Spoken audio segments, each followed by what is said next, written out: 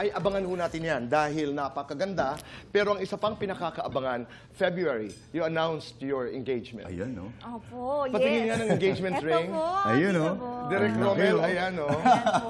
Magta-12 years na kami next month pala. Next month. Yes. Congratulations. Thank you po, Tito Boy. So, ano ang pwede mong Boss. ibalita sa amin? Kailan ang kasal? Ano ang gown?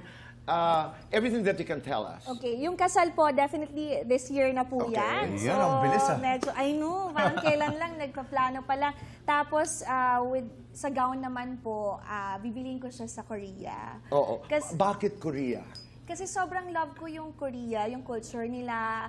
Mahilig ako sa K-drama, sa K-pop, sa BTS. So Kay parang Jungkook. kay Jungkook. So parang gusto ko dito ba lagyan talaga ng yung something very personal sa akin gaya nung nakwento ko po kanina. So gusto ko sa Korea, tapos parang nakita ko lang yung sarili ko doon, nagsiscroll ako, sabi ko, ay, ang ganda!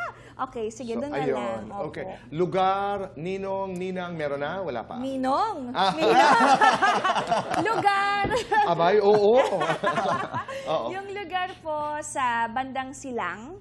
Okay. Para po tahimik, Nice away place.